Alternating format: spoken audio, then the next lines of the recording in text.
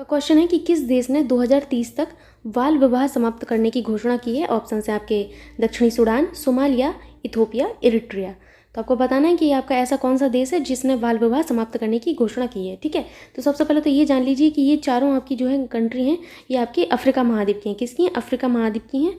ठीक, आपका दक्षिणी सूडान, सोमालिया, इथोपिया, इरिट्रिया आपकी अफ्रीकन कंट्री हैं। ठीक, और आपको एक चीज़ और आपको बता दें कि ये जो हैं आपके सोमालिया हुआ, इथोपिया हुआ, इरिट्रिया, ये आपके चारों हॉर्न ऑफ अफ्रीका में आती है। किसमें? हॉर्न ऑफ अफ्रीका में आती हैं। वेरी वेरी इंपॉर्टेंट, कभी कभी पूछ लिया जाता है हमसे कि हॉर्न ऑफ अफ्रीका की कंट्री कौन कौन सी हैं, तो वो है आपकी सोमालिया, इथोपिया, इरिट्रिया, प्लस एक और आता है आपका जिबूती, जो कि आपके ऑप्शन में नहीं है लेकिन आप लिख लीजिएगा जिबूती। ठीक है, क्या? जिबूती। ठीक, ये आपकी हॉर्न ऑफ अफ्रीका में आते हैं। ठीक, हॉर्न ऑफ अफ्रीका ये जो कंट्री हैं सारी आपको, जैसे आप अफ्रीका महाद्वीप का जो मैप है उसको देखेंगे तो आपको पूरब की तरफ दिख जाएंगे। इस तरीके से आपका हॉर्न ऑफ अफ्रीका है। ठीक, ठीक है, आई होप यहाँ पर आप समझ गए होंगे। ठीक है, नेक्स्ट आपको जानना है कि जो दक्षिणी आपकी सूडान है उसकी कैपिटल क्या है। तो दक्षिणी सूडान की आपकी कैपिटल है जूबा। इन सब की कैपिटल थोड़ी सी डिफरेंट है और इनको आप बार बार पढ़ेंगे तो याद हो जाएंगी। ठीक है, जूबा। ठीक, इस तरीके से आप लिखिए तो ज़्यादा सही रहेगा। ठीक है, जूबा। और सोमालिया की जो कैपिटल है वो है आपकी मोगादिशु। मोगादिशु। ठीक, इथोपिया की जो कैपिटल है आपकी, इथोपिया की कैपिटल आपकी एडिस अबाबा। क्या है? एडिस अबाबा।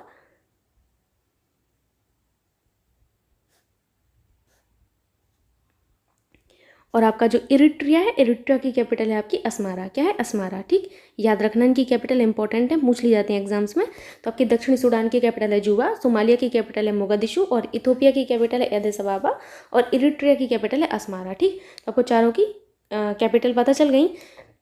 अब आपसे पूछा ये गया है कि किसने 2030 तक बाल विवाह समाप्त करने की घोषणा की है, तो वो आपके दक्षिणी सूडान ने की है। ठीक, दक्षिणी सूडान ने घोषणा की है कि वो 2030 तक बाल विवाह समाप्त कर देगा। ठीक, तो आपका ऑप्शन एकदम एकदम करेक्ट होगा। ठीक है, चलते हैं अगले क्वेश्चन पर। अगला आपका क्वेश्चन है कि भारत और बांग्लादेश ने मैत्री दिवस किस दिन मनाने का फैसला किया है। ऑप्शन हैं आपके 7 दिसंबर, 2 दिसंबर, 8 दिसंबर या फिर 6 दिसंबर। ठीक, तो आपको बताना है कि भारत और बांग्लादेश ने मैत्री दिवस किस दिन मनाने का फैसला किया है। तो आपको बता दें कि आपका 8 दिसंबर को क्या सेलिब्रेट होता है? 8 दिसंबर को आपका सार्क दिवस सेलिब्रेट होता है। क्या? सार्क दिवस के रूप में मनाया जाता है। ठीक, वहीं आपका 2 दिसंबर कंप्यूटर साक्षरता दिवस के रूप में मनाया जाता है। कंप्यूटर साक्षरता दिवस। ठीक है, आपका 7 दिसंबर किस रूप में सेलिब्रेट होता है? वो आपका सेलिब्रेट होता है राष्ट्रीय सशस्त्र सेना झंडा दिवस। ठीक, राष्ट्रीय सशस्त्र सेना झंडा दिवस। मैं यहाँ पर लिख देती हूँ राष्ट्रीय सशस्त्र सेना झंडा दिवस। ठीक है,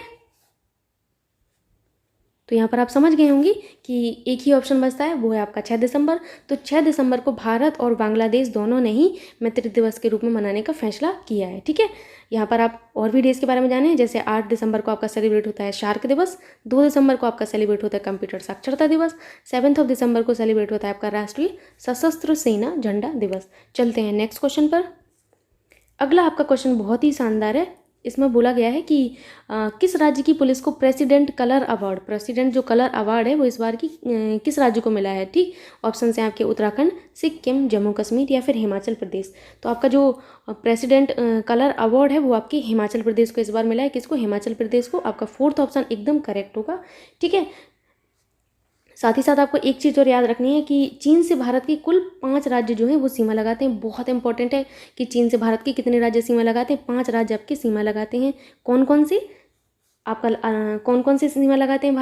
भारत के कौन से राज्य आपके चीन से सीमा लगाते हैं? तो आपका उत्तराखंड लगाता है, हिमाचल प्रदेश लगाता है, जम्मू कश्मीर लगाता है, सिक्किम लगाता है, प्लस एक और लगाता है। कौन सा? अरुणाचल प्रदेश। ठीक, हो गए आपके 5 राज्य। ठीक, अरुणाचल प्रदेश। ठीक, आई होप आप समझ गए होंगे मेरे कहने का मतलब क्या है। मेरे कहने का मतलब ये है कि चीन से भारत के कुल जो है 5 राज्य सीमा लगाते हैं। कौन कौन से राज्य? उत्तराखंड और आपका सिक्किम, जम्मू कश्मीर, हिमाचल प्रदेश और एक और आपका अरुणाचल प्रदेश। ये जो है आपके सीमा लगाते हैं आपकी कहाँ से, चीन से सीमा लगाते हैं। ठीक है, नंबर भी याद रखना है कि 5 राज्य सीमा लगाते हैं, कौन कौन से लगाते हैं ये भी याद रखना है। ठीक है, चलते हैं नेक्स्ट क्वेश्चन पर। अगला आपका क्वेश्चन है कि हॉर्नबिल जो महोत्सव है वो कहाँ मनाया गया है। ऑप्शन है आपके अरुणाचल प्रदेश, जम्मू कश्मीर, नागालैंड या फिर सिक्किम। तो आपको बताना है कि जो हॉर्नबिल महोत्सव है वो कहाँ पर सेलिब्रेट हुआ है। तो वो जो हॉर्नबिल महोत्सव है वो आपका नागालैंड में सेलिब्रेट हुआ है, इसलिए आपका ऑप्शन 3 एकदम करेक्ट होगा। ठीक है, नागालैंड में सेलिब्रेट किया गया है। ठीक है, अगला आपका क्वेश्चन है कि जो गीता गोपीनाथ हैं, गीता गोपीनाथ को किसने अपना पहला उप निदेशक नियुक्त किया है। वेरी वेरी इंपॉर्टेंट, क्योंकि पहला बात की जा रही है, जब कभी फर्स्ट की बात की जाए या लास्ट की बात की जाए तो आपको याद रखना है। ठीक है, जो फर्स्ट उप महानिदेशक हैं वो गीता गोपीनाथ को किसने नियुक्त किया है। आईएमडी ने, आईएमएफ ने या फिर वर्ल्ड बैंक ने। ठीक, या इनमें से कोई नहीं। ठीक है, तो आपको बताना है कि गीता गोपीनाथ को किसने अपना पहला उप निदेशक नियुक्त किया है। ठीक, तो सबसे पहले तो हम लोग जान लेते हैं आईएमएफ के बारे में। जो आपका आईएमएफ है, आईएमएफ का मतलब होता है इंटरनेशनल मॉनेटरी फंड। क्या होता है,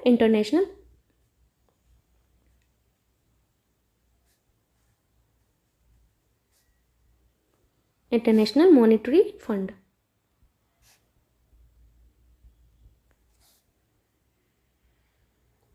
ठीक है, इसकी जो स्थापना है वो कब हुई थी ये भी याद रखना है। तो आपकी आईएमएफ की स्थापना जो हुई थी वो कब हुई थी आपकी, कब, 1944 में हुई थी। कब हुई थी, 1944 में हुई थी। ठीक है, साथ ही साथ आपको ये भी याद रखना है कि इसका हेडक्वार्टर कहाँ पर है। तो इसका हेडक्वार्टर है आपका वाशिंगटन डीसी में है। ठीक है, वाशिंगटन डीसी, संयुक्त राज्य अमेरिका, आपको पता होगा वाशिंगटन डीसी। ठीक, यहाँ पर आपको पता चल गया। वहीं आईएमएफ के काम भी आपको पता होना चाहिए कि आईएमएफ जो है क्या कार्य करता है। तो जो आईएमएफ है अपने सदस्य देशों को आर्थिक और तकनीकी सहायता देता है। क्या, आर्थिक और तकनीकी सहायता देता है अपने सदस्य जो देश हैं उसको आर्थिक और तकनीकी सहायता। ठीक, यहाँ पर आप समझ जाएंगे। ठीक है, तो आई होप यहाँ पर आप आईएमएफ के बारे अच्छे से समझ गए होंगे कि आईएमएफ जो है आपका, उसका पूरा नाम क्या है, इंटरनेशनल मॉनेटरी फंड। स्थापना कब हुई थी, 1944 में हुई थी। हेडक्वार्टर कहाँ पर है, तो वाशिंगटन डीसी, संयुक्त राज्य अमेरिका में है। और इसका जो मेन वर्क है वो क्या है कि अपने सदस्य देशों को आर्थिक और तकनीकी सहायता देना है। ठीक, चलते हैं हम लोग आईएमडी की तरफ कि आईएमडी क्या है। आईएमडी जो है आपका, इसका पूरा नाम क्या है, इसका पूरा नाम है आपका, आईएमडी का पूरा नाम है, तो जो आपका आईएमडी है, आईएमडी का पूरा नाम है इंडियन मेटेरियोलॉजिकल डिपार्टमेंट। क्या है, इंडियन मेटेरियोलॉजिकल डिपार्टमेंट। ठीक, इंडियन,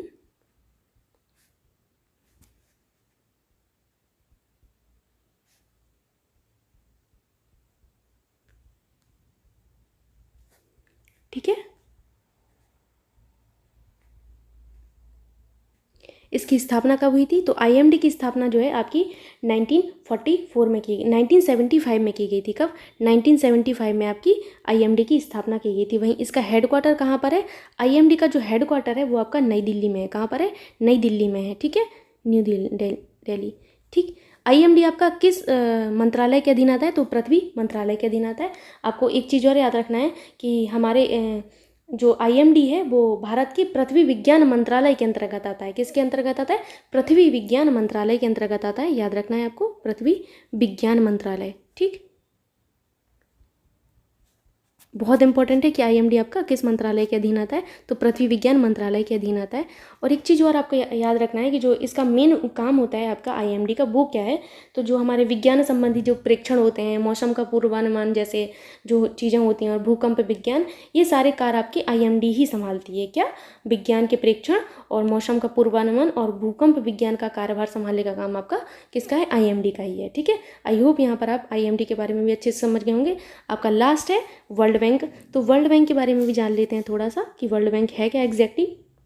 तो आपका जो वर्ल्ड बैंक है इसकी स्थापना कब हुई थी, तो वर्ल्ड बैंक की स्थापना हुई थी आपकी 1944 में हुई थी। कब हुई थी, 1944 में आपकी वर्ल्ड बैंक की स्थापना की गई थी। इसका हेडक्वार्टर कहाँ है, तो वर्ल्ड बैंक का जो हेडक्वार्टर है वो आपका है कहाँ पर है आपका, वाशिंगटन डीसी में है। ठीक, वाशिंगटन डीसी में आपके काफ़ी हेडक्वार्टर्स हैं। ठीक। तो वाशिंगटन डीसी में भी आपका वर्ल्ड बैंक का हेडक्वार्टर है। साथ ही साथ आपको इनके जो प्रेसिडेंट है उनका नाम याद रखना है। इनके प्रेसिडेंट है डेविड मालपास। क्या नाम है इनका? डेविड मालपास नाम है। ठीक, बहुत इंपॉर्टेंट है इनके प्रेसिडेंट। मैं यहाँ पर लिख देती हूँ प्रेसिडेंट, आपको याद रहेगा कि क्या है। ये डेविड मालपास आपके क्या है? प्रेसिडेंट है। वहीं अंशुला कांत जो है आपकी CEO हैं वर्ल्ड बैंक की। Very very important. Anshula Kant आपकी क्या है? CEO हैं आपकी वर्ल्ड बैंक की। कौन? अंशुला कांत। ठीक है, ठीक। तो यहाँ पर आपको जो वर्ल्ड बैंक है उसका मेन वर्क भी पता होना चाहिए। तो वर्ल्ड बैंक का मेन कार्य होता है कि सदस्य राष्ट्रों को विकास के लिए आर्थिक सहायता देना। मेन जो इनका उद्देश्य होता है वो ये होता है, आर्थिक सहायता देना। क्या होता है? आर्थिक सहायता देना। ठीक है, आर्थिक सहायता। ठीक। इनका वर्ल्ड बैंक का जो सिद्धांत है वो भी आपको पता होना चाहिए। तो वर्ल्ड बैंक का जो सिद्धांत है वो है working for a world free of poverty. ठीक है, क्या है? Working for a world free of poverty. ठीक, आई होप यहाँ पर आप समझ गए होंगे। तो जो गीता गोपीनाथ हैं, इनको पहला उप महानिदेशक किसने नियुक्त किया है? तो वो आपका नियुक्त किया है IMF ने। किसने? IMF ने नियुक्त किया है। किसने? IMF ने। ठीक, इंटरनेशनल मॉनेटरी फंड। ऑप्शन 2 आपका एकदम करेक्ट होगा। ठीक है, चलते हैं नेक्स्ट क्वेश्चन की तरफ। अगला आपका क्वेश्चन है कि अंतर्राष्ट्रीय बैंक दिवस मनाया जाता है। तो ऑप्शन हैं आपके 3 दिसंबर, 6 दिसंबर, 4 दिसंबर, इनमें से कोई नहीं। तो आपको 6 दिसंबर को तो आपने अभी अभी पढ़ा कि मैत्री दिवस मनाने का निर्णय लिया है। किसने? आपके भारत ने, प्यारे भारत ने, और आपकी जो है बांग्लादेश ने लिया है। ठीक है, मैत्री दिवस मनाने का निर्णय लिया गया। वहीं 3 दिसंबर को आपका अंतर्राष्ट्रीय दिव्यांग दिवस मनाया जाता है। ठीक है, बचा हुआ है आपका 4। तो आपका 4 दिसंबर को आपका जो अंतर्राष्ट्रीय बैंक दिवस है वो मनाया जाएगा। ठीक है, मनाया जाता है, सॉरी। ठीक, अंतर्राष्ट्रीय बैंक दिवस आपका 4 दिसंबर को सेलिब्रेट होता है। ऑप्शन 3 एकदम करेक्ट होगा। ठीक है, चलते हैं नेक्स्ट क्वेश्चन की ओर। अगला आपका क्वेश्चन बहुत अच्छा है कि किस देश ने रतन टाटा को अपने सर्वोच्च नागरिक पुरस्कार से सम्मानित किया है। ऑप्शन हैं आपके अरुणाचल प्रदेश, नागालैंड, मेघालय या फिर असम। तो आपको बताना है कि रतन टाटा जी जो हैं उनको सर्वोच्च नागरिक पुरस्कार से सम्मानित किया है। ठीक है, यहाँ पर किस देश नहीं होगा, पहले तो राज्य होगा। ठीक, यहाँ पर राज्य, किस राज्य ने। ठीक है, तो आई होप यहाँ पर आप समझ गए होंगे क्वेश्चन का मतलब। यहाँ पर आपका जो आंसर होगा वो असम होगा, क्योंकि जो रतन टाटा को असम ने अपने सर्वोच्च नागरिक पुरस्कार से सम्मानित किया है, असम ने। ठीक है, आपको याद रखना है कि जो अरुणाचल प्रदेश है आपका, अरुणाचल प्रदेश आपका सीमा किस किस से लगाता है? चीन से सीमा लगाता है। अभी आप पढ़ के आए, चीन से आपके 5 जो टोटल राज्य हैं भारत के वो सीमा लगाते हैं। चीन से सीमा लगाता है, प्लस म्यांमार से भी आपका सीमा लगाता है। ठीक है, उत्तर में चीन से लगाता है, वहीं आपका पूरब में अरुणाचल प्रदेश म्यांमार से सीमा लगाता है। ठीक है, उत्तर पूरब में एग्जैक्टली उसे कहेंगे। ठीक, म्यांमार से सीमा लगाता है। वहीं आपका नागालैंड जो है आपका, ये सारी चीज़ें बहुत इंपॉर्टेंट है। ये इंटरनेशनल बॉर्डर शेयर करते हैं 7 सिस्टर्स, उनके बॉर्डर्स इंपॉर्टेंट बनते हैं। ठीक, इसीलिए आपको बार बार मैं बताती हूँ कि आपको भी थोड़ा सा याद बन जाए ये सारी चीज़ें। ठीक, नागालैंड जो है अपना बॉर्डर शेयर करता है म्यांमार से, करता है किससे? म्यांमार से करता है। ठीक, वहीं मेघालय जो है वो अपना बॉर्डर शेयर करता है किससे? बांग्लादेश से शेयर करता है, बांग्लादेश से करता है। ठीक है, आपका असम जो है, असम का बॉर्डर बहुत ज़्यादा इंपॉर्टेंट है, बहुत ही ज़्यादा इंपॉर्टेंट है। पहले तो असम जो है बांग्लादेश और भूटान से सीमा लगाता ही है। और एक चीज़ और आपको बता दूं, बांग्लादेश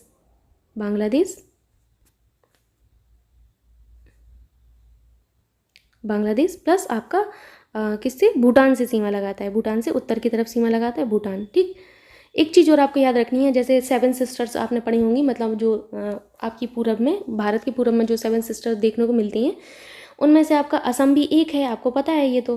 ठीक, तो बची हुई कितनी है? 6 सिस्टर्स बची। तो उन 6 सिस्टर से आपका असम राज्य ऐसा है जो 6 सिस्टर से सीमा साझा करता है। Very very important. ठीक, 6 सिस्टर से सीमा साझा करता है, साथ ही साथ आपका बांग्लादेश से करता है, भूटान से करता है, और थोड़ी सी सीमा पश्चिम बंगाल से भी साझा करता है, जो कि हम हमेशा भूल जाते हैं। जब कभी भी असम के बारे में आता है, पूछा जाता है हमसे कि असम अपनी सीमा साझा करता है, तो हम पश्चिम बंगाल को काउंट ही नहीं करते, जबकि पश्चिम बंगाल से आपका असम सीमा लगाता है। बहुत इंपॉर्टेंट है। ठीक, तो आई होप यहाँ पर आप समझ गए होंगे।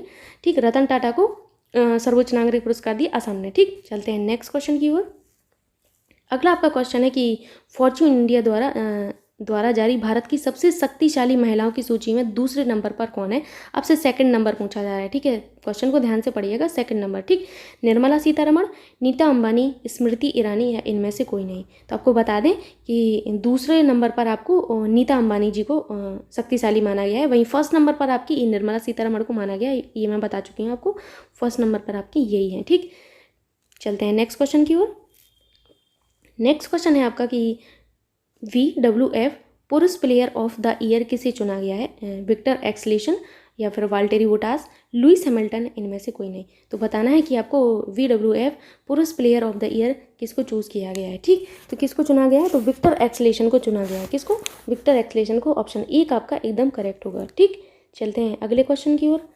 अगला आपका क्वेश्चन है कि किसने पुरुषों का FIH हॉकी जूनियर विश्व कप जीता, ठीक। ऑप्शन है आपके इक्वाडोर, कोलंबिया, अर्जेंटीना, वेनेजुला, ठीक। तो बताना है आपको कि जो आपका पुरुषों का FIH हॉकी जूनियर विश्व कप है वो किसने जीता है, ठीक है। सबसे पहले तो आपको पता होना चाहिए ये जो इक्वाडोर है, कोलंबिया है, अर्जेंटीना है, ये वेनेजुला है, ये आपके दक्षिण जो अमेरिका है, दक्षिण अमेरिका महाद्वीप, उसके देश हैं ये सारे। किसके हैं? दक्षिण अमेरिका महाद्वीप के हैं, ठीक है। Very very important. साथ ही साथ आपको इनकी कैपिटल भी पता होना चाहिए। तो इक्वाडोर की कैपिटल जो है वो है क्योटो। आपकी क्या है? क्योटो, ठीक। क्योटो, क्योटो आपकी बहुत इंपॉर्टेंट बनती है। क्यों बनती है? क्योंकि क्योटो के बारे में आपको एक चीज़ याद रखना है कि क्योटो जो कैपिटल है आपकी वो इक्वेटर पर स्थित है। किस पर? 0 डिग्री अक्षांश को इक्वेटर कहा जाता है, तो इक्वेटर पर आपकी जो है स्थित है क्योटो। साथ ही साथ एक चीज़ और याद रखना है क्योटो के बारे में कि ये जो क्योटो है आपकी इक्वाडोर की कैपिटल, वो 0 डिग्री अक्षांश यानी कि इक्वेटर पर स्थित सबसे ऊंचाई पर स्थित आपकी कैपिटल है, ठीक है। वेरी वेरी इंपॉर्टेंट, ठीक। कोलंबिया की कैपिटल है बोगोटा, बहुत ही ज़्यादा डिफरेंट है और फनी भी है बोगोटा, ठीक। तो कोलंबिया की कैपिटल है बोगोटा, ठीक। वहीं अर्जेंटीना जो है, अर्जेंटीना की कैपिटल वीनस आयर्स है, ठीक है। किसी को अगर चैलेंज करना हो ना कि आप ये मीनिंग लिख के दिखाओ या फिर ये पूरा नाम लिख के दिखाओ, तो वो वीनस आयर्स लिख ही नहीं पाएगा। यही वाला ज़रूर देना, उसको फंस जाएगा बिल्कुल एकदम, ठीक। वीनस आयर्स, ठीक है। आई होप यहाँ पर आप 3 कैपिटल अच्छे से समझ गए होंगे और जो इंपॉर्टेंट पॉइंट्स हैं वो भी समझ गए होंगे। वहीं वेनेजुला, आपके वेनेजुला के बारे में आपको बहुत सारी चीज़ें जानना है। जैसे वेनेजुला की कैपिटल, तो वेनेजुला की कैपिटल जो है वो है कराकस। क्या है? कराकस, ठीक है, कराकस, ठीक है, कराकस। और आपको वेनेजुला के बारे में एक चीज़ और जाननी है, वो ये है कि जो वेनेजुला है आपका, वेनेजुला में एक लेक है आपकी, उस लेक का नाम है लेक माराकाइबो। क्या नाम है? लेक माराकाइबो, ठीक, लेक माराकाइबो। ये जो लेक है, ये लेक बहुत ज़्यादा इंपॉर्टेंट है बिकॉज ये जो लेक है इसके आसपास आपको कच्चे तेल के भंडार मिलेंगे। क्या मिलेंगे? कच्चे तेल के भंडार मिलेंगे। इसीलिए ये जो आपकी लेक है ये बहुत ज़्यादा आर्थिक दृष्टि से महत्वपूर्ण मानी जाती है वहाँ, ठीक। वेनेजुला में आपके जो हैं कच्चे तेल के डिपॉजिट बहुत ज़्यादा है। अगर आपसे भंडार की बात पूछी जाए कि ऐसा कौन सा देश है जिसमें कच्चे तेल के भंडार सबसे ज़्यादा है, तो वो आपका वेनेजुला ही है। क्या है? वेनेजुला ही है। वहीं उत्पादन में आपकी वेस्टर्न कंट्रीज़ हैं, ठीक। वहाँ उत्पादन ज़्यादा होता है, यहाँ पर आपका भंडार बहुत ज़्यादा है, ठीक है, डिपॉजिट बहुत ज़्यादा है, ठीक है, भंडार इनके पास बहुत ज़्यादा है तेल के, ठीक। याद रखना है इस चीज़ को, ठीक है। तो आई होप यहाँ पर आप सारी चीज़ें समझ गए होंगे, जो इंपॉर्टेंट पॉइंट्स हैं वो सारे समझ गए होंगे। अब क्वेश्चन का आंसर भी देख लेते हैं। तो FIH हॉकी जूनियर विश्व कप आपका जो है अर्जेंटीना ने जीता है। ऑप्शन 3 आपका एकदम करेक्ट होगा, ठीक है। चलते हैं नेक्स्ट क्वेश्चन की ओर। अगला आपका क्वेश्चन है कि कैम्ब्रिज डिक्शनरी ने 2021 का वर्ड ऑफ द ईयर किसे घोषित किया है। मतलब वर्ड ऑफ द ईयर जो आपका कैम्ब्रिज डिक्शनरी घोषित करती है हर बार, तो 2021 का मतलब 2021 का वर्ड किसे घोषित किया गया है। ऑप्शन हैं आपके परसिवियरेंस, क्वारंटाइन, डिक्शनरी या फिर कोरोना, ठीक। तो आपको बताना है कि कौन सा आपका word of the year choose किया गया है। तो इस बार का जो 2021 का वर्ड ऑफ द ईयर आपके परसिवियरेंस को चुना गया है। किसको? परसिवियरेंस को चुना गया है। वहीं आपका 2020 का जो वर्ड था वो क्वारंटाइन था, ठीक है। 2020 का जो वर्ड ऑफ द ईयर था वो आपका क्वारंटाइन था, ठीक है। तो जो आपका ये परसिवरेंस है, इसका हिंदी मतलब क्या होता है? इसका हिंदी मतलब होता है दृढ़ता। हो सकता है आपसे इंग्लिश में दे के हिंदी दे दिया जाए तो पता होना चाहिए दृढ़ता होता है, ठीक है। क्वारंटाइन का मतलब क्या होता है? अलग करना। अलग करना मतलब किसी ग्रुप से उस पर्टिकुलर एक किसी चीज़ को अलग कर देना, ठीक है, अलग करना, ठीक। ऐसे मिक्सर एंड एलिगेशन जैसा फील हो रहा होगा आपको तो ये क्वारंटाइन सुन के, मिक्सर एंड एलिगेशन चल रहा है हमारा। डिक्शनरी का मतलब होता है शब्दकोश, होता है शब्दकोश, ठीक। वहीं कोरोना जो है, इसका मतलब तो भगवान भी ना जान पाए, हम भी नहीं बता पाएंगे। कोरोना का मतलब कोरोना ही होता है, ठीक, इसको जानना भी नहीं है। ठीक, तो आई होप यहाँ पर आप समझ गए होंगे कि 2021 का वर्ड ऑफ द ईयर किसे घोषित किया गया है, आपके परसिवरेंस यानी कि दृढ़ता को। ठीक है, चलते हैं नेक्स्ट क्वेश्चन की ओर। अगला आपका क्वेश्चन है कि महापरिनिर्वाण दिवस मनाया जाता है, ऑप्शन है आपकी 4 दिसंबर, 3 दिसंबर, 2 दिसंबर या फिर 6 दिसंबर। ठीक, आपको बताना है कि महापरिनिर्वाण दिवस कब मनाया जाता है। तो आपका 2 दिसंबर को मैं इतनी बार रिपीट कर चुकी हूँ, आई होप आप सभी को याद हो गया होगा कि कंप्यूटर साक्षरता दिवस आपका 2 दिसंबर को सेलिब्रेट होता है। वहीं 3 दिसंबर को आपका सेलिब्रेट होता है अंतर्राष्ट्रीय दिव्यांग दिवस, एंड फोर्थ ऑफ दिसंबर को आपका सेलिब्रेट होता है, अभी हाल आप पढ़ के आए, अंतर्राष्ट्रीय बैंक दिवस। कौन सा? अंतर्राष्ट्रीय बैंक दिवस। ठीक, बैंक दिवस। अब आपका सिर्फ एक ऑप्शन बचता है 6 ऑफ दिसंबर, जिस दिन आपके मैत्री दिवस मनाने का निर्णय भारत और बांग्लादेश ने लिया है, तो उसी दिन को आपका महापरिनिर्वाण दिवस मनाया जाता है। ठीक है, ठीक, तो यहाँ पर आपकी 6 दिसंबर को 2 डेज आपके हो गए, कौन से? महापरिनिर्वाण दिवस, साथ ही साथ आपका मैत्री दिवस। ठीक, चलते हैं नेक्स्ट क्वेश्चन की ओर। अगला क्वेश्चन भी आपका बहुत अच्छा है कि पहला पूर्ण रूप से कोविड-19 टीकाकरण करने वाला कौन सा राज्य है? ऑप्शन है आपके उत्तराखंड, उत्तर प्रदेश, मध्य प्रदेश या हिमाचल प्रदेश। तो आपसे ये पूछा जा रहा है कि ऐसा हमारा कौन सा राज्य है हमारे प्यारे भारत का जिसने 100% टीकाकरण अचीव किया है, तो वो है आपका प्यारा हिमाचल प्रदेश। ठीक, हिमाचल प्रदेश ने आपका 100% टीकाकरण जो है उसका टारगेट को अचीव किया है। ठीक है, चलते हैं नेक्स्ट क्वेश्चन की ओर। अगला आपका क्वेश्चन है कि NHAI की नई अध्यक्ष कौन बनी है? ऑप्शन है आपके स्मृति ईरानी, संजय जैन, एजाज पटेल या फिर अलका उपाध्याय। तो हाँ, यहाँ पर आपको बताना है कि NHAI की नई अध्यक्ष कौन बनी है। सबसे पहले तो NHAI के बारे में जान लेते हैं कि NHAI है क्या। तो इसका फुल फॉर्म होता है national highway authority of India. क्या? National highway authority of India. ठीक, जो आपके नेशनल हाईवे हैं, आपके नेशनल हाईवेज जो होते हैं, जैसे आपने कितने सारे आजकल तो नेशनल हाईवे हैं, आप सभी लोग परिचित हुई होंगे। ठीक, अभी प्रेजेंट में जो आपका सबसे लंबा नेशनल हाईवे है वो NH44 है, इससे पहले आपका NH7 था। ठीक है, तो आपका जो नेशनल हाईवे है इन सब का विकास, रख रखाव देखने का काम आपका national highway authority of India का ही होता है। वहीं आपका नेशनल हाईवे जो आपका है, ये आपका कौन सी सूची में आता है? ये आपका आता है केंद्र सरकार की सूची में। ठीक, जो केंद्र सूची है आपकी 3 सूची हैं, आपने पढ़ा होगा, संघ सूची, राज्य सूची और समवर्ती सूची। ठीक, तो जो आपका है ये नेशनल हाईवे आपकी किस में आते हैं? आपके संघ सूची में आते हैं, यानी कि ये केंद्र सरकार का विषय है। ठीक, आई होप यहाँ पर आप नेशनल हाईवे के बारे में समझ गए होंगे। तो जो इसकी नई अध्यक्ष है वो आपकी अलका उपाध्याय जी को चुना गया है। ठीक है, ऑप्शन 4 आपका एकदम करेक्ट होगा। कौन? अलका उपाध्याय जी को आपका चुना गया है। ठीक, आई होप यहाँ पर आपको इतनी चीज़ें समझ में आई होंगी। ठीक, क्वेश्चन है कि सार्क दिवस मनाया जाता है, ऑप्शन है आपके 20 दिसंबर, 8 दिसंबर, 18 दिसंबर या फिर 1 दिसंबर। तो सबसे पहले तो सार्क के बारे में जान लेते हैं कि सार्क है क्या। ठीक, तो ये जो सार्क है आपका वो 8 दक्षिण एशियाई देशों का एक संगठन है। ठीक है, इनका एक समूह है। ठीक है, तो ये 8 देश आप अभी जानेंगे। सबसे पहले आप सार्क जो है, सार्क की स्थापना कब हुई थी ये जान लीजिए। तो इसकी स्थापना आपकी 8 दिसंबर को हुई थी। 8 दिसंबर 1985 को हुई थी। कब? 8 दिसंबर 1985 को हुई थी। इसका जो हेडक्वार्टर है वो कहाँ पर है? हेडक्वार्टर इसका काठमांडू में है। ठीक है, वहीं आपका सार्क का जो पूरा नाम है वो क्या है? सार्क का पूरा नाम है south Asian association for regional cooperation. ठीक, क्या है? South Asian association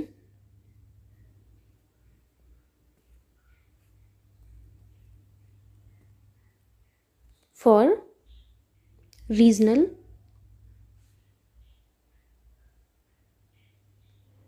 corporation. ठीक,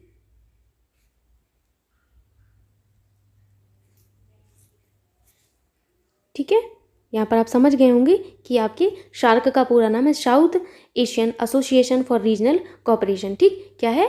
south Asian association for regional cooperation. ठीक, स्थापना आपको पता चल गई कि 8 दिसंबर 1985 को स्थापना हुई थी। वहीं हेडक्वार्टर काठमांडू में। ठीक है, तो जो ये आपका ये जो सार्क है इसको हिंदी में क्या कहते हैं ये भी बहुत इंपॉर्टेंट बनता है। हिंदी में कहते हैं दक्षिण एशियाई क्षेत्रीय सहयोग संगठन। क्या? दक्षिण एशियाई क्षेत्रीय सहयोग संगठन। इसे ही हिंदी में दक्षेस कहते हैं। आप दक्षेस का नाम बहुत बार सुनेंगे हिंदी में, तो ये इसे ही हम लोग दक्षेस कहते हैं। ठीक, हिंदी में क्या? दक्षिण एशियाई क्षेत्रीय सहयोग संगठन। ठीक, आई होप यहाँ पर आप समझ गए होंगे। नेक्स्ट आपको ये जानना है कि जो आपका सार्क है उसमें बेसिकली 8 जो देश हैं वो कौन कौन से हैं, इंपॉर्टेंट हैं। 8 देश बहुत इंपॉर्टेंट है। पहला है आपका भारत, पाकिस्तान,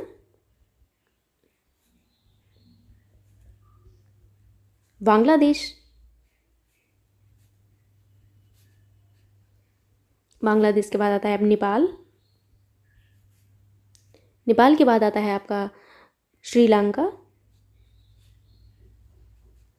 श्रीलंका, भूटान, भूटान, मालदीव,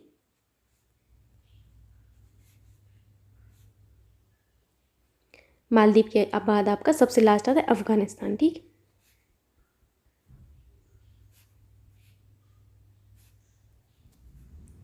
ठीक है। तो कौन कौन से 8 देश हैं? भारत, पाकिस्तान, बांग्लादेश, नेपाल, श्रीलंका, भूटान, मालदीव और अफगानिस्तान। एक चीज़ आपको याद रखना है, जो आपका शार्क का अंतिम जो सदस्य है वो पूछा जा सकता है, तो वो आपका अफगानिस्तान है, जो कि आपका 2008 में बना था। कब? 2008 में इसने आपकी शार्क की सदस्यता ग्रहण की थी। ठीक है, इसीलिए आपका अंतिम जो सदस्य है शार्क का वो कौन है? आपके अफगानिस्तान है। ठीक, आई होप यहाँ पर समझ में आ गया होगा। आपका जो सार्क है, मेन उद्देश्य सार्क का क्या है? तो सार्क का मेन उद्देश्य यही है कि दक्षिण एशिया के जो लोग हैं उनके कल्याण को बढ़ावा देना, साथ ही साथ उनके जो जीवन की गुणवत्ता है उसमें सुधार करना। मेन उद्देश्य आपके सार्क का यही है। ठीक, तो आपको बताना है कि सार्क दिवस कब मनाया जाता है। तो यहाँ पर आप समझ गए होंगे कि सार्क दिवस आपका 8 दिसंबर को मनाया जाता है, क्योंकि सार्क की जो स्थापना है वो आपकी 8 दिसंबर कब हुई थी? 1985 में हुई थी। ठीक है, इसीलिए आपका 8 दिसंबर को सार्क दिवस मनाया जाता है। 1 दिसंबर को आपका एड्स दिवस मनाया जाता है, आप सभी को पता होगा। ठीक है, कि 1 दिसंबर को आपका कौन सा दिवस मनाया जाता है? आपका मनाया जाता है एड्स दिवस मनाया जाता है। ठीक है, वहीं आपका जो 20 दिसंबर है, 20 दिसंबर को कौन सा दिवस मनाया जाता है? 20 दिसंबर को मनाया जाता है आपका अंतर्राष्ट्रीय मानव एकता दिवस। कौन सा? अंतर्राष्ट्रीय मानव एकता दिवस। इस दिवस को मैं इस तरीके से लिख दे रही, आप समझ जाएंगे। और आपके 18 दिसंबर को क्या सेलिब्रेट होता है? वो होता है आपका अंतर्राष्ट्रीय प्रवासी दिवस। क्या? अंतर्राष्ट्रीय प्रवासी दिवस। ठीक, इंपॉर्टेंट है दोनों डे। ठीक, अंतर्राष्ट्रीय प्रवासी दिवस। तो यहाँ पर आप जान गए कि 1 दिसंबर को आपका एड्स दिवस मनाया जाता है, वहीं आपके 18 दिसंबर को अंतर्राष्ट्रीय प्रवासी दिवस, और 8 दिसंबर को आपका शार्क दिवस मनाया जाता है, वहीं 20 दिसंबर को आपका अंतर्राष्ट्रीय मानव एकता दिवस सेलिब्रेट होता है। आई होप यहाँ पर आप शार्क के बारे में जितनी भी महत्वपूर्ण बातें थी वो सब आप जान गए हैं, सीख गए हैं। चलते हैं नेक्स्ट क्वेश्चन पर। नेक्स्ट क्वेश्चन आपका अच्छा है, जो कि निधन से रिलेटेड है, कि विनोद दुआ का हाल ही में निधन हो गया है, वह किस क्षेत्र से संबंधित थे? ऑप्शन है आपके अभिनेता, गायक, लेखक या फिर पत्रकार। तो ये जो विनोद दुआ हैं, इन्होंने दूरदर्शन और एनडीटीवी में काम किया है। कहाँ पर? दूरदर्शन में और एनडीटीवी, दो जगह काम किया है बेसिकली, प्लस एनडीटीवी। ठीक, तो आप समझ गए होंगे कि ये किस क्षेत्र से संबंधित थे। तो ये जो है आपके पत्रकार थे। आपका ऑप्शन 4 एकदम सही होगा। ठीक है, चलते हैं नेक्स्ट क्वेश्चन पर। अगला क्वेश्चन आपका अच्छा है। क्वेश्चन है आपका कि राष्ट्रीय सशस्त्र सेना झंडा दिवस कब मनाया जाता है? बहुत अच्छा क्वेश्चन है, शानदार क्वेश्चन है, याद रखना है इसको, कि राष्ट्रीय सशस्त्र सेना झंडा दिवस मनाया जाता है। ऑप्शन है आपकी 1 दिसंबर, 2 दिसंबर, 7 दिसंबर, 8 दिसंबर। ठीक, तो 8 दिसंबर को तो आप अब भी हाल 2 मिनट हुए हैं तब पढ़ के आए हैं कि 8 दिसंबर को आपका शार्क दिवस मनाया जाता है। ठीक है, क्या? शार्क दिवस मनाया जाता है। ठीक, वहीं आपका जो 1 दिसंबर सेलिब्रेट होता है आपका एड्स दिवस के नाम से, और 2 दिसंबर आपका होता है कंप्यूटर साक्षरता दिवस होता है। 2 दिसंबर को क्या होता है? कंप्यूटर साक्षरता दिवस। ठीक,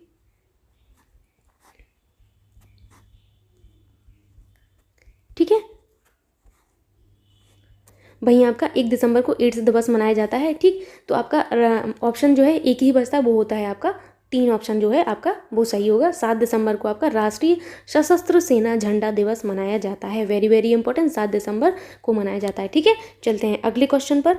अगला आपका क्वेश्चन है कि भारत और रूस के बीच कितनी ये पे कितने होगा, इतनी नहीं, कितनी नहीं होगा, कितने होगा। ठीक, भारत और रूस के बीच कितने समझौतों पर हस्ताक्षर हुआ है? ऑप्शन है आपके 25, 26, 27 या फिर 28।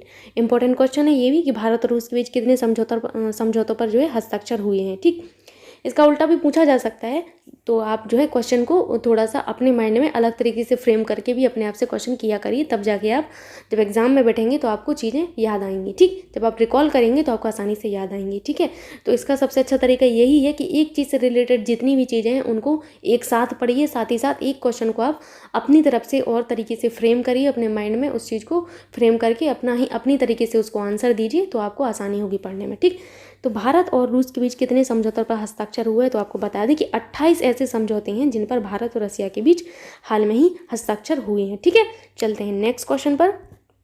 अगला आपका क्वेश्चन है कि IDRCL के प्रमुख कौन बने हैं? ऑप्शन है आपके संजय जैन, सीता गोपीनाथन, ये गोपीनाथन है, गोगोनाथन नहीं है, ठीक है, अलका उपाध्याय, सुशांत अर्नाल।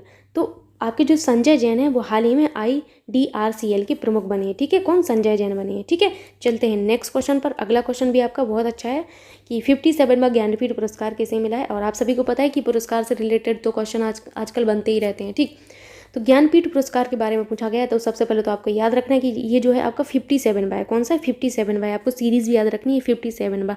कई बार यही पूछ लिया जाता है कि इस बार कौन सा ज्ञानपीठ पुरस्कार दिया गया। ठीक है, तो 57वां दिया गया है। ठीक, ऑप्शन से आपकी किसको मिला है? कोंकणी उपन्यासकार दामोदर मोजे, अंग्रेजी उपन्यासकार दामोदर मोजे, या फिर हिंदी उपन्यासकार दामोदर मोजे, या इनमें से कोई नहीं। तो जो 57वां आपका ज्ञानपीठ पुरस्कार है वो आपकी कोंकणी उपन्यासकार दामोदर मोजे को मिला है। किसको? कोंकणी उपन्यासकार दामोदर मोजे को मिला है। अच्छा क्वेश्चन है। ठीक है, चलते हैं अगले प्रश्न पर। अगला आपका प्रश्न है जो कि बहुत ज़्यादा इंपॉर्टेंट है, काजूबेली वेटलैंड्स के बारे में, कि काजूबेली वेटलैंड्स जो है को किस राज्य का 16वां पक्षी अभ्यारण्य हाल ही में घोषित किया गया? ऑप्शन है आपकी केरल, कर्नाटक, तमिलनाडु, या फिर आंध्र प्रदेश।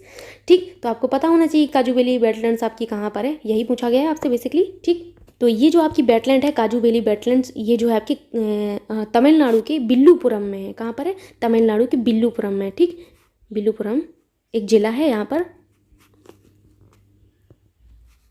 बिल्लुपुरम जिले में है। ठीक, याद रखना है, लोकेशन याद रखना है आपको काजूबेली वेटलैंड्स के बारे में।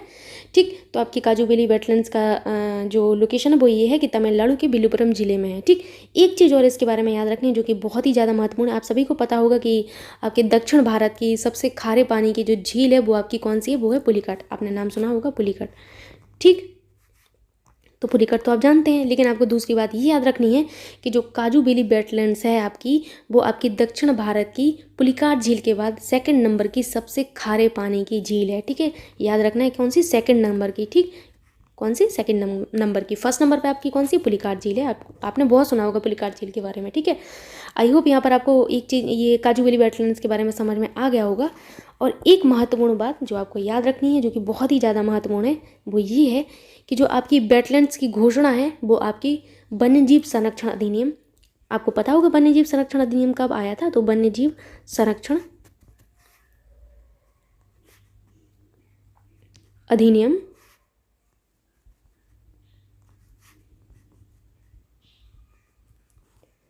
1972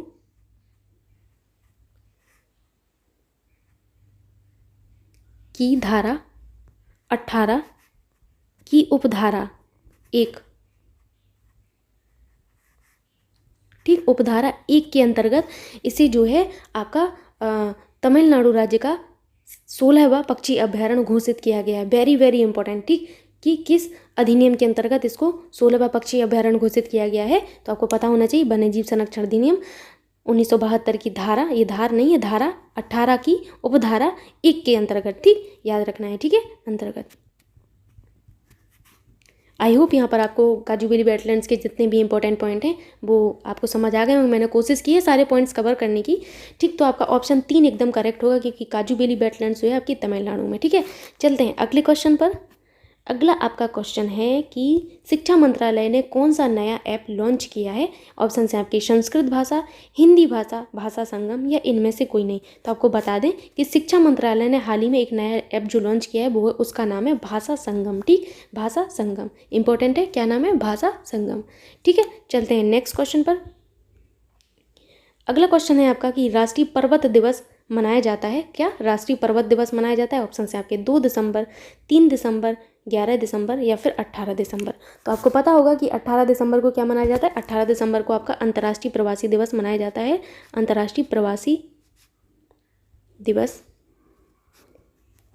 एक बात मैं आपको बताना चाहूँगी कि जैसे कोई भी चीज़ रिपीट होती है तो मैं फिर से उसको पढ़ा देती हूँ। तो मेरा उद्देश्य यहाँ पर ये नहीं है कि चीज़ों को रिपीट कर दूँ तो वीडियो लंबा हो जाए मेरा, या फिर मेरा बेनिफिट हो। मेरा ऐसा कोई उद्देश्य नहीं। मेरा उद्देश्य ये है कि मैं जितनी बार रिपीट करूँ उतनी बार आप उस चीज़ को पढ़ें और आपको वो चीज़ें याद रहें। मैं नहीं चाहती कि आपका जो करंट अफेयर का कॉपी है वो इतना हैवी हो जाए कि आपको पढ़ने में भी दिक्कत हो, आपको मन ही ना हो पढ़ने का। क्योंकि एक टाइम ऐसा होता है कि हम करंट अफेयर्स यूजुअली पढ़ते रहते हैं, लेकिन जब एग्ज़ाम टाइम आता है तो हम उस करंट अफेयर को छूना भी नहीं चाहते। ये चीज़ मेरे साथ होती है, इसीलिए मैंने महसूस की है, इसीलिए मैं आप लोगों से शेयर कर रही हूँ कि उस टाइम आपको एकदम हैवी नहीं अपने आप को बनाना है, ठीक है। आपको एकदम लाइट वेटेड रहना है, अपने नोट्स को लाइट वेटेड रखना है, ठीक, ताकि जो है आपको दिक्कत ना हो एग्ज़ाम टाइम। तो ये कैसे होगा? ये ऐसे होगा कि आप चीज़ों को बार बार पढ़ें, तो बार बार पढ़ेंगे तो आपको चीज़ें माइंड में बनी रहेंगी। तो जब आपकी माइंड में बनी रहेंगी चीज़ें तो आपकी जो कॉपी है वो इतनी मोटी नहीं होगी, ठीक। तो यहाँ पर इसलिए मैं बार बार चीज़ें रिपीट कर देती हूँ, मुझे दिक्कत नहीं होती बार बार रिपीट करने में। लेकिन मैं नहीं चाहती कि आप लोग को बोरिंग महसूस हो कि बार बार रिपीट कर रही हैं ये, तो ठीक। तो मेरा उद्देश्य आप लोग समझ गए होंगे कि रिपीट करने का उद्देश्य यही है कि आप लोगों को फ़ायदा हो, आप लोग उतनी बार पढ़ें जितनी बार मैं पढ़ा रही हूँ, ठीक। आई होप आप लोग समझ गए होंगे, ठीक। तो 18 दिसंबर को आपका अंतर्राष्ट्रीय प्रवासी दिवस मनाया जाता है, ठीक है। आपका 2 दिसंबर को आप सभी को पता है कि 2 दिसंबर को आपका कंप्यूटर दिवस मनाया जाता है, कंप्यूटर साक्षरता दिवस मनाया जाता है। और 3 दिसंबर को आपका अंतर्राष्ट्रीय दिव्यांग दिवस मनाया जाता है, ठीक है। अंतर्राष्ट्रीय दिव्यांग दिवस मनाया जाता है, ठीक है। आप लोग समझ गए होंगे। अब आपका ऑप्शन ए की ही बचता है, वो है 11 दिसंबर। तो आपका 11 दिसंबर एकदम करेक्ट आंसर है कि राष्ट्रीय पर्वत दिवस आपका 11 दिसंबर को सेलिब्रेट होता है हर वर्ष, ठीक। चलते हैं नेक्स्ट क्वेश्चन पर। अगला क्वेश्चन आपका है कि रॉयल गोल्डन मेडल 2022 से सम्मानित किया गया। ऑप्शन है आपके बालकृष्ण दोषी, या फिर नीला बेंदापुरी, रामानुज शर्मा, इनमें से कोई नहीं। तो आपको बताना है कि रॉयल गोल्डन मेडल जो है 2022 में किसको मिला है। तो आपके जो बालकृष्ण दोषी साहब हैं इनको मिला है, ठीक है। बालकृष्ण दोषी जी को मिला है, ठीक है। चलते हैं नेक्स्ट क्वेश्चन पर। अगला आपका क्वेश्चन है कि किस राज्य के मुख्यमंत्री ने हमारा अपना बजट वेब पोर्टल लॉन्च किया है। ऑप्शन हैं आपके उत्तराखंड, झारखंड, उत्तर प्रदेश, या फिर आंध्र प्रदेश। तो ये जो वेब पोर्टल है आपका, जिसका नाम है हमारा अपना बजट वेब पोर्टल, इसको जो है हाल ही में लॉन्च किया है झारखंड सरकार ने, ठीक। इंपॉर्टेंट है, झारखंड सरकार ने लॉन्च किया है, ठीक है।